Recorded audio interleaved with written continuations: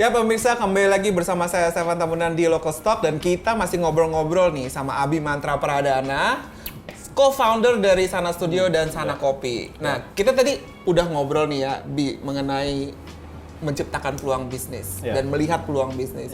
Dan akhirnya itu kembali lagi ke kita gitu loh, sebagai individu itu kita passionnya apa. Nah, sekarang kalau kita balik lagi ke diri kita, gimana sih kita cara meng-create that opportunity buat diri kita gitu loh?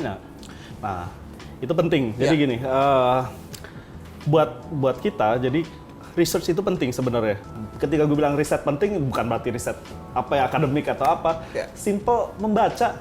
When we talk about research, mungkin orang mikir, oke, gue lihat aja trennya. Buka Instagram trennya apa sih, buka YouTube trennya apa, bisa. Itu research juga.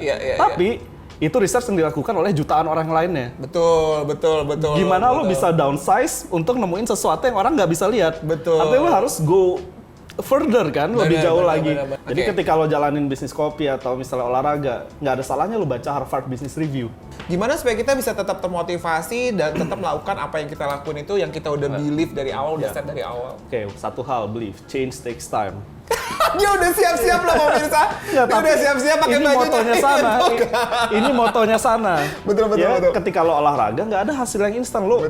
Jadi rutin seminggu dua kali seminggu olahraga di sana terus sebulan ke depan jadi kurus kayak Bella Hadid nggak mungkin kan? Takes time. Atau punya badan kayak Ronaldo ya? Iya. Terus ya sama juga dengan bisnis. Nggak mungkin lo keluarin sesuatu atau memulai bisnis tiba-tiba gede, tiba-tiba punya pelanggan, tiba-tiba punya apa? Semua butuh waktu dan butuh dedikasi. Pada saat awal berdiri kan di Panglima Polim dulu nih ya. Apa sih yang membuat Abi ini certain bahwa okay, now it's time for us untuk buka another cabang. Now it's time kita perlu scale up. Waktu itu pertanyaannya adalah apakah yang kita lakukan ini adalah sudah tepat? Salahnya di mana? Terus mau jalan kemana setelah ini? How do we grow? Bagaimana Sana itu berkembang? Nggak ada rumus pasti untuk setiap bisnis. Gitu. Bisa jadi sangat berbeda-beda. Gue tuh juga melalui kegalauan sampai gue datang ke komunitas entrepreneurs. Jadi kayak coaching clinic. Waktu itu ada Endeavor. Iya, Endeavor. Pemirsa, ternyata salah satu korban Endeavor juga. Iya, gue datang, gue bener-bener ikut blind date ya namanya kan. Jadi Speed dating. Speed dating. Terus, ya benar. Lu dipasangin sama expert kan? Iya, ada expert dari di masing-masing industri kan? Marketing, ada apa segala macam, ada finance dan segala macam.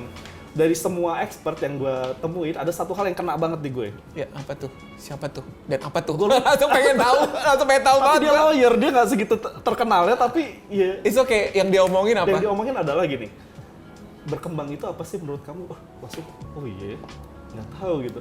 Apakah menurut kamu berkembang itu dengan punya titik atau cabang yang banyak? Apakah punya rumah yang lebih gede lagi? Tapi coba kamu tanya, titik yang banyak artinya apa? Tangan kamu cuma 2. Bisa nggak manage? Rumah lebih gede apa? Artinya expense yang lebih banyak. Gitu.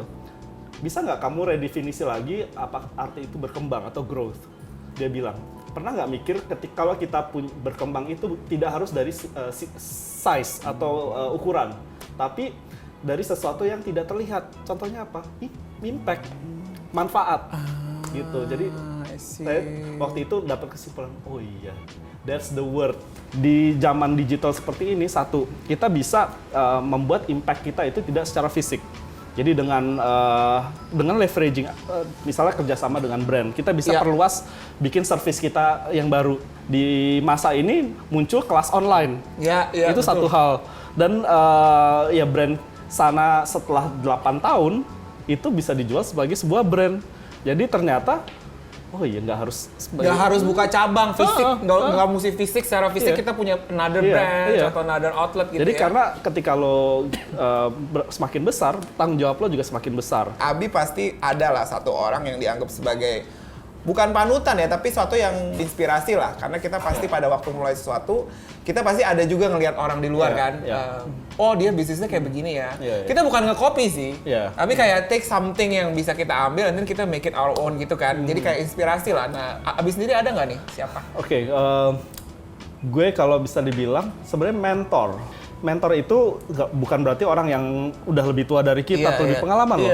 Mentor gue ini lebih muda dari gue, 5 tahun lebih muda. Wow, oke. 5 tahun siapa lebih. Siapa? Andanu Prasetyo, foundernya Tuku.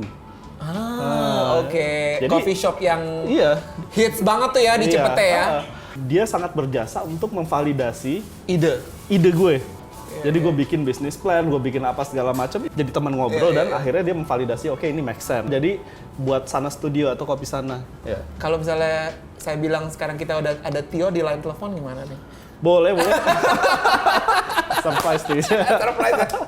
Iya. Coba kita cek ya. Panggilnya Mas Tio apa Tio aja? Tio ya? Tio aja nggak apa-apa. Halo Tio, sekarang nih saya nih Stefan Tam lagi di acara Local Stock. Sekarang lagi sama Abi nih, Abi Sana Studio dan Abi Sana Kopi. Katanya nih, kata dia, kamu itu mentornya dia. Nah, sekarang yang pengen kita tanya ini buat Tio, menurut Tio apa sih yang paling penting untuk membangun suatu bisnis dari community base? Menurut saya, apa yang penting dalam bangun bisnis yang berasal dari community base adalah tentang pola komunikasi.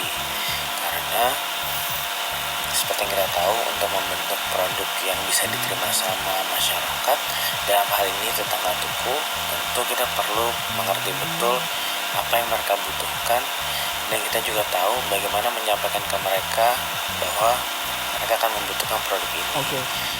Ya.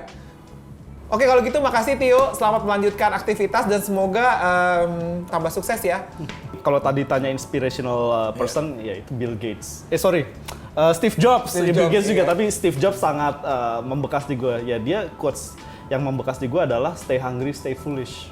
Iya. Artinya ya udah, ngerasa bodoh itu kadang baik ya. Betul. Jadi kita terus belajar. Stay hungry, Iya, stay foolish, dan menjadi bodoh itu Baik kadang. baik kadang-kadang.